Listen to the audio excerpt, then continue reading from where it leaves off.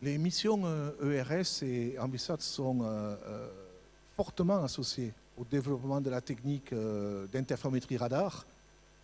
Dès le début de la mission ERS-1, en 1991, on a eu des premiers résultats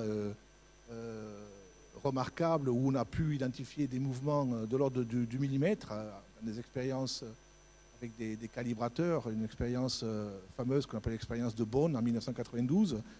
Et en fin de l'année 1992, si je me souviens bien, on a pu montrer la première image d'un tremblement de terre, le tremblement de terre de Landers en Californie en fin 1992, avec une image spectaculaire où on voyait les déformations du sol de l'ordre du millimètre avec une résolution spatiale d'environ 10 mètres.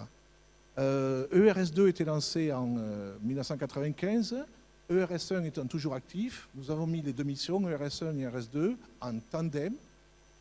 Les images, les données étant acquises un jour, avec un jour d'intervalle, et ça nous a permis d'avoir d'autres résultats absolument remarquables, en particulier sur les zones polaires, sur la vitesse des glaciers, je me réfère au Groenland. Dans les années, à la fin des années 90 et ensuite avec l'avènement d'Envisat, de nouveaux résultats remarquables, la capacité de visualiser des tremblements de terre qui est devenue extrêmement fréquente. La plupart des tremblements de terre des années 2000 ont été imagés par Envisat. Je me réfère au tremblement de terre de Bam en Iran en 2004, ou bien celui de l'Aquila en Italie en 2009, ou le grand tremblement de terre du Japon de Tohoku-Uki en 2011, qui ont tous été imagés avec une énorme précision par les satellites, qui a permis aux géophysiciens de comprendre quelles étaient les failles, les mouvements des failles exacts, pour mieux comprendre les mécanismes tectoniques.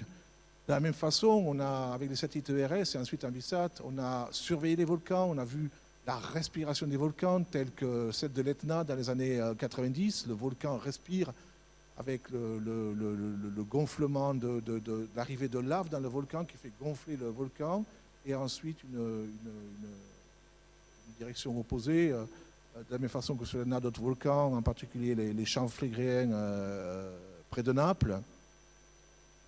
J'ai mentionné en interférométrie évidemment la vitesse des glaciers, qui a permis de faire de grandes découvertes sur le Groenland et l'Antarctique, en particulier qui a permis de démontrer l'accélération de la vitesse des glaciers dans les années 90 et les années 2000, l'accélération en particulier des glaciers du Groenland. Il aurait été difficile de mesurer cette accélération avec une autre méthode et d'autres satellites que les SAR de ERS1 et ERS2.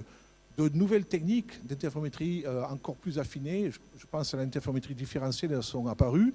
L'interférométrie différentielle donnant une précision encore plus longue et temporelle a permis de faire des cartes de mouvement des sols dans la plupart des villes européennes, Rome, Londres, etc. On voyait parfaitement les impacts de construction, par exemple, de tunnels dans les villes pour métro ou autre. Tout ça a rendu la technique d'interférométrie SAR absolument indispensable pour beaucoup d'applications. Et Sentinel-1, évidemment, valorise cette technique d'interférométrie SAR avec une magnitude encore plus forte qu'Envisat ou ERS, puisque Sentinel-1 porte une meilleure précision et surtout une meilleure revisite temporelle. Actuellement 12 jours avec le premier satellite, mais dès que le deuxième satellite sera en place, Sentinel-1B, le retour, la couverture temporelle descendra à 6 jours, qui permettra vraiment à l'interférométrie SAR de devenir vraiment une technique absolument indispensable pour comprendre les mouvements au niveau local ou au niveau continental sur notre planète.